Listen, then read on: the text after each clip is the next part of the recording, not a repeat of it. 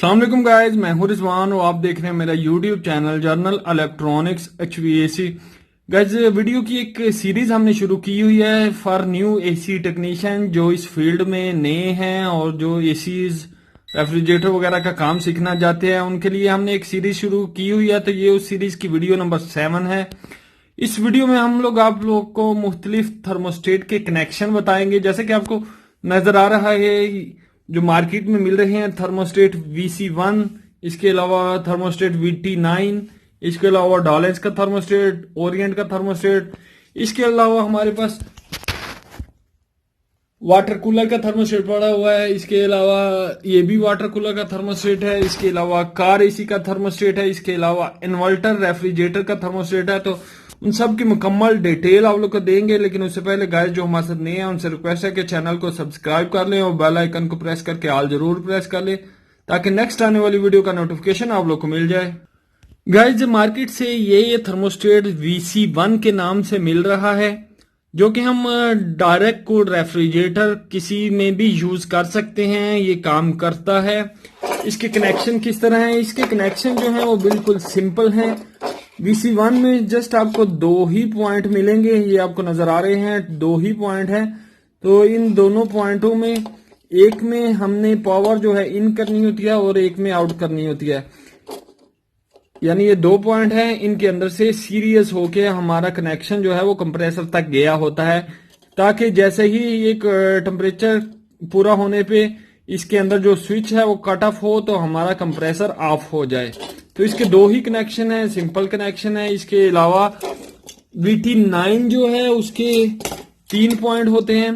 आप देख रहे हैं ये VT9 है, इसके 3 पॉइंट है। तो इसके 3 पॉइंट किस तरह हमने यूज करने हैं, ये तीनों पॉइंटों के नीचे आपको नंबर नजर आ रहे हैं। ये सबसे पहले आपको 4 नंबर नजर आ रहा है।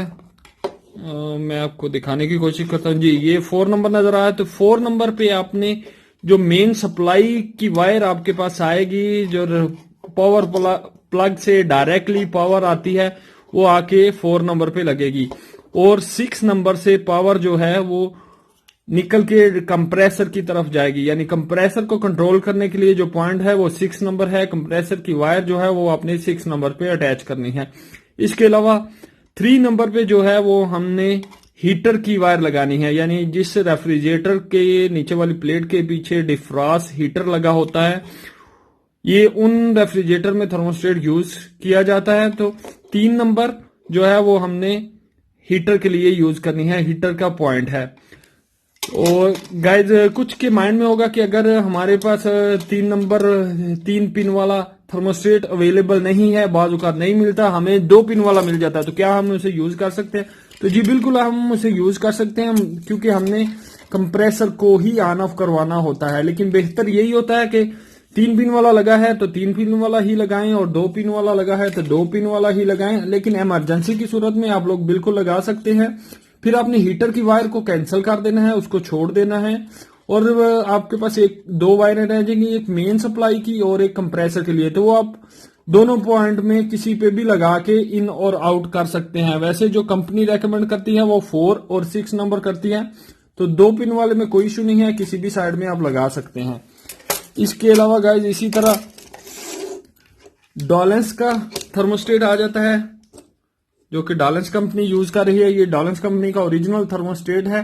तो इसमें भी आपको सेम ही पॉइंट मिलेंगे देखने में, क्योंकि ये 3 पिन वाला है। तो 3 पिन वाले जितने भी हैं उनमें ऑलमोस्ट सेम ही पॉइंट मिलते हैं। 4 नंबर पे आपने पावर सप्लाई जो मेन है वो लगानी है। 6 नंबर पे आप कंप्रेसर के लिए जो वायर जाएगी कंप्रेसर को ऑन ऑफ करने के लिए वो लगानी है, और 3 नंबर जो है वो हीटर के लिए यूज किया जाता है। तो मोस्टली इस तरह के जो भी 4, 6 और 3 नंबर वाले आपको नजर आएंगे थर्मोस्टेट, उनमें यही कनेक्शन होते हैं जैसे कि आपको मैंने समझा दिए। इसके अलावा ओरिएंट का थर्मोस्टेट है, उसमें आपने कनेक्शन किस तरह इस्तेमाल करने हैं। तो ओरिएंट के कनेक्शन थोड़े डिफरेंट हैं। आपको ये ओरिएंट का थर्मोस्टेट नजर आ रहा है। ओरिएंट के थर्मोस्टेट में लिखा होता है, एक पॉइंट पे H लिखा हुआ है, C लिखा हुआ है और L लिखा हुआ है। तो H जो है वो पावर सप्लाई के लिए है, यानी जो main power supply power plug से आएगी वो डायरेक्टली आके H पे लगेगी। कंप्रेसर के लिए जो वायर जाएगी जो कंप्रेसर को कंट्रोल करेगी वो C पे लगेगी, और हीटर के लिए एल का पॉइंट बनाया गया है। हीटर के कंट्रोल करने के लिए हीटर की वायर जो है वो एल पे लगेगी। तो ये गाइज कनेक्शन थे ओरिएंट रेफ्रिजरेटर के। इसके बाद गाइज मैं आपको वाटर कूलर के जो थर्मोस्टेट है उनके कनेक्शन भी बता देता हूँ। वाटर कूलर के जो थर्मोस्टेट है यहाँ डिस्पेंसर में जो लगे होते हैं उनके दो ही पॉइंट आपको मिलेंगे देखने में। तो दो पॉइंट आप किसी भी तरफ से यूज कर सकते हैं, लेकिन कंपनी रेकमेंड करती है कि 4 पे आप पावर की वायर लगाएं और 6 पे आप कंट्रोल के लिए जो कंप्रेसर के लिए है वो लगाएं। लेकिन आप किसी भी तरफ लगा लेंगे, कोई इशू नहीं है।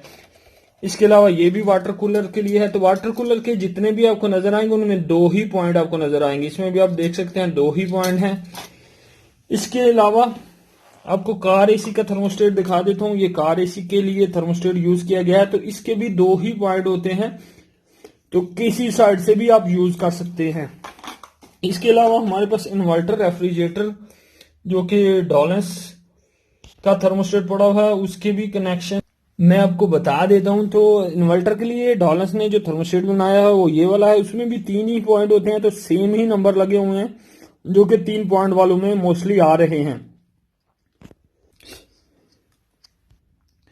4 नंबर पावर सप्लाई के लिए, 6 नंबर कंप्रेसर के लिए और 3 नंबर हीटर के लिए।